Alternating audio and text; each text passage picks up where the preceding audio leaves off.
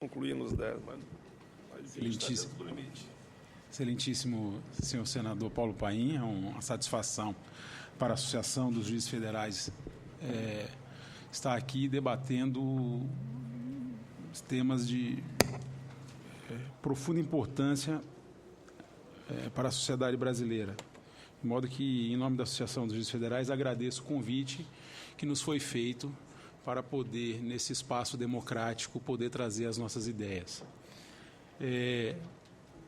Quero saudar também o doutor Ângelo Fabiano, em nome de quem eu saúdo os demais integrantes da mesa, até para que a gente possa dar uma dinâmica um pouco mais célere a essa audiência. Eu sei que eu estou aqui em minoria, né?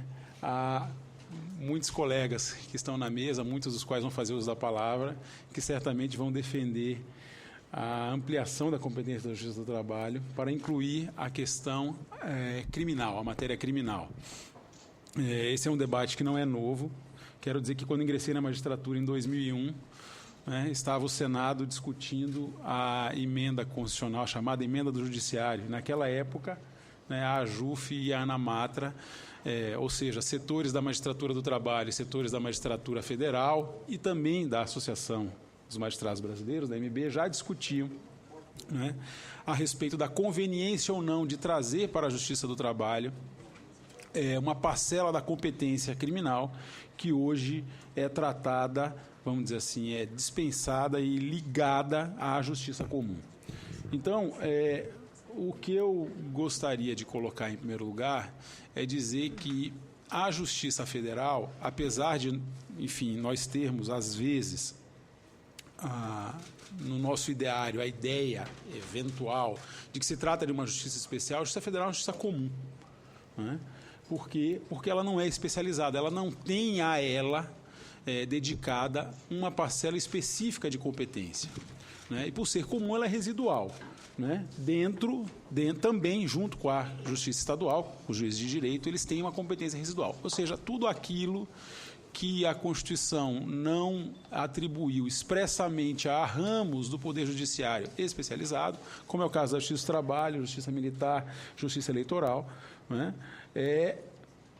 a competência ela é da Justiça Comum, e com a diferenciação em relação à Justiça Estadual, que, havendo interesse, que se diga interesse da União, aí, então, ou interesse maior, que a Constituição resolveu, no artigo 109, lhe imputar, aí sim fica com a Justiça Federal ou com a Justiça Comum. Muito bem. A AJUF, historicamente, se coloca contra a atribuição de competência criminal para a Justiça do Trabalho. E isso, é preciso dizer, às vezes a gente encontra em manifestações mais apaixonadas, vamos dizer assim, um desvio daquilo que efetivamente deve centrar um debate democrático, um debate aberto. Ou seja, a associação, enquanto instituição, repele qualquer tipo de argumento no sentido de dizer, olha, juízes de uma determinada justiça são mais preparados do que juízes de uma outra justiça. Enfim, já tivemos na história dos debates públicos alguns constrangimentos no sentido de dizer, olha, o juiz do ramo A preza mais pela ética do que o juiz do ramo B. Isso é absurdamente e de forma veementemente repelida por todas as associações e todos aqueles que querem e desejam fazer um debate sério a respeito da questão. A razão de nós sermos contrários a essa modificação é uma razão que parte do próprio fundamento pelo qual se reivindica essa alteração de competência. A ideia central, a ideia que está na base desta busca pela nova competência é justamente a de dizer que, uma vez que juízes do trabalho são peritos na questão do trabalho, e como determinados crimes buscam, direto ou indiretamente, defender o bem jurídico do trabalho, o trabalho enquanto manifestação da dignidade humana, né, o trabalho enquanto elemento importante, assim constitucionalmente assegurado para a personalidade humana, manifestação da própria personalidade, né? Ou seja, um bem jurídico, um direito fundamental de todo cidadão. Então, como os juízes do trabalho estariam mais afeitos a esse bem jurídico, eles também estariam mais capacitados, teriam, então, uma sensibilidade mais aguçada para julgar os crimes que envolvessem esse, vamos dizer assim, direito fundamental. E é justamente esta razão que é apontada e é trazida como principal elo de diferenciação que faria com que nós tivéssemos uma justiça penal mais eficaz, uma justiça penal melhor, é justamente esse elemento que deve ser repelido quando se busca trazer ou alterar uma competência jurisdicional. Digo por quê? Porque colocam, nesse caso, o juiz do trabalho quase que como um aliado da vítima. Quase como que alguém que tivesse maiores condições de entender o sofrimento das vítimas de crimes contra a organização do trabalho, das vítimas de crime contra a administração da justiça do trabalho, das vítimas de crime contra a administração pública no que diz respeito à fiscalização de normas de segurança, de normas de higiene, do próprio meio ambiente do trabalho. Esta razão é que transforma, que faz com que a sociedade deva repelir mais veementemente ainda, ou seja, as razões declaradas é que fazem com que a sociedade deva repelir de forma mais veemente ainda essa alteração de competência. Claro que falo isso com o absoluto respeito a todos os colegas que sei que adiante vão defender posicionamento contrário. Digo isso por quê? Porque o Poder Judiciário jamais deve ser visto como instrumento de combate à criminalidade. O processo penal não é instrumento de combate ao crime. A função do juiz criminal não é combater crime. Um juiz que se coloca na condição de combater o crime não é um juiz imparcial. E um juiz parcial não interessa à sociedade.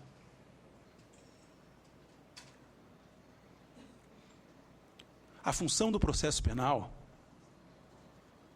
a função do juiz criminal é olhar para um cidadão que está sendo acusado e dizer, com justiça, esse cidadão tem que ir para a cadeia ou não deve ir para a cadeia.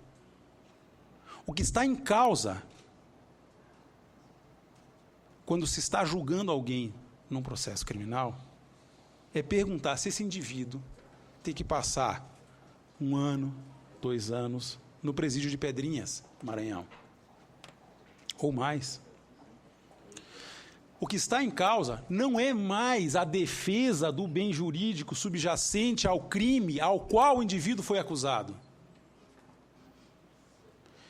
O bem jurídico, ele funciona, ele existe para dar legitimidade ao Estado na hora que tipifica condutas, na hora que transforma determinadas condutas em condutas criminosas. A partir desse momento, o Estado está autorizado a fazer uso da violência, uso legítimo da violência, a prender em flagrante, a propor prisões preventivas,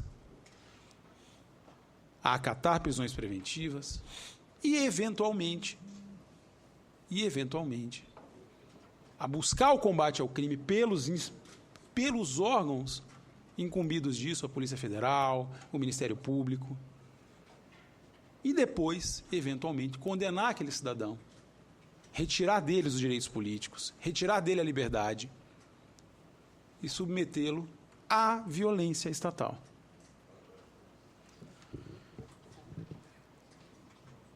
Nesse momento, então, o que a sociedade precisa? Precisa de um juiz não comprometido com causa alguma. Um juiz comprometido com uma determinada causa não é um juiz imparcial. Com o devido respeito de quem acha que esta é uma razão suficiente para alterar a competência. E isso é assim, senhores, com todos os bens jurídicos que o direito penal protege. O direito penal protege a família e nem por isso se advoga a alteração da competência para julgar crimes contra a família para a vara da família. O direito penal protege a infância e a juventude e nem por isso se advoga a alteração da competência criminal dos crimes contra adolescentes e crianças para a vara da infância e da juventude. O direito penal protege a vida, o direito penal protege a liberdade, o direito penal protege a administração pública e nem por isso é a vara da Fazenda Pública que deve julgar os crimes contra a administração pública. O direito penal protege a ordem tributária e nem por isso se advoga que o juiz da execução fiscal seja o mais apto a julgar questões relativas à sonegação fiscal. Levar à última consequência esse tipo de proposta significa acabar com a especialização da justiça criminal, acabar com o juiz perito em matéria criminal, exclusivo, e é o que acontece. A justiça comum, embora tenha competência alargada, desde muito cedo se estruturou em juízos e varas especializadas em matéria criminal. Então, o juiz criminal atual também é um juiz perito. Perito no objeto do seu julgamento, que é o processo penal, que é o direito penal. Se há alguma falha, se há, digamos assim, se a sociedade sente que por uma razão ou outra determinado bem jurídico está subprotegido pelo direito penal, que faltam estruturas materiais para que determinados crimes sejam julgados de forma mais célere, pois bem, vamos resolver isso. Eu acho que há diversas maneiras, aparelhando os órgãos de persecução, principalmente, exigindo prioridade dos órgãos de persecução. Há uma diferença, há um grupo de servidores do Estado que são responsáveis por combater o crime, e há um grupo de servidores do Estado que são responsáveis para julgar esse combate. Saber se esse combate foi justo ou foi injusto, foi correto ou foi incorreto. Os juízes se situam no segundo grupo. Não me falem de índice de condenação. Eu tenho escutado gente dizer que é baixo o índice de condenação contra crimes, em relação a crimes contra a ordem do trabalho. E eu respondo, isso não é índice para medir a eficiência de uma justiça. O número de condenações não quer dizer absolutamente nada. Nós precisaríamos de alguém que estivesse acima do judiciário para julgar as pessoas que mereciam ser condenadas, para dizer, então, houve falha da justiça. Nós temos que verificar qual é o índice de resolução de casos. Quantos casos foram resolvidos? Quantos casos foram apresentados e quantos foram resolvidos? E em que tempo isso foi resolvido? Dizer que condenou pouco não significa ineficiência da justiça. Porque se o indivíduo era inocente, tinha que ser absolvido mesmo. E se o judiciário, em última instância, disse isso, é porque ele era efetivamente inocente. A não ser que haja, na República, um órgão que esteja acima disso para dizer, olha, nesse caso, o juiz errou porque absolveu quem deveria ter condenado, ou vice-versa. Então, quero só mencionar, para concluir, a ideia de que a visão segundo a qual a competência de uma determinada justiça especializada, e aqui não vale só para a justiça do trabalho, qualquer outra justiça especializada, nós já tivemos na história desse país situações em que isso ocorreu e houve um refluxo, correto. Até não muito tempo atrás, o juiz da falência era o responsável para julgar crimes falimentares. E a lei recentemente assim, não muito recentemente, né, aprovada, retirou essa competência, reintroduziu essa competência no âmbito da justiça criminal, porque a experiência não foi boa. Mas essa ideia parte de uma discussão que ela é do primeiro quartel, não do século passado, e sim do século retrasado. É uma discussão de fundo a respeito da própria natureza do direito penal. Assim, muito sucintamente, porque eu sei que o meu tempo está esgotado. Não, tem mais 5 minutos. Eu quero dizer que houve um tempo em que, buscando desidratar a dignidade do direito penal, alguns doutrinadores procuraram dizer que o direito penal ele não era constitutivo, ele era um direito meramente sancionador. E a razão disso é que, se você for procurar no direito penal, no Código Penal, você não vai encontrar nenhuma conduta, ou vai até encontrar uma, mas a exceção aí confirma a regra, que já não esteja proibida por outros ramos do direito. O homicídio, talvez o crime que primeiramente nos venha à mente, já é proibido pelo direito civil, né? Se nós, por acaso, revogássemos o artigo 121 do Código Penal, ainda assim o homicídio continuaria sendo um ato ilícito, né? Só não estaria mais sujeito a uma resposta criminal violenta, uma resposta violenta por parte do Estado. E assim vai em relação a cada um dos tipos penais. Se você for procurar no Código Penal, todo tipo penal, exceto a omissão de socorro, você vai encontrar sempre uma prévia ilicitude constituída por outros ramos do direito. E isso fez com que alguns doutrinadores, enfim, não sei se para tirar a dignidade do direito penal ou simplesmente para chamar atenção para um elemento, dissesse: olha, o direito penal apenas empresta uma sanção mais grave a uma conduta que já é ilícita por outro ramo do direito. Entretanto, estudos evoluíram para dizer: não é bem assim. O direito penal ele é constitutivo, sim, na medida em que ele reelabora, ele reformula os elementos constantes da ilicitude prévia. Quero dizer com isso que a fraude à execução do Código Penal não é a fraude à execução do processo civil.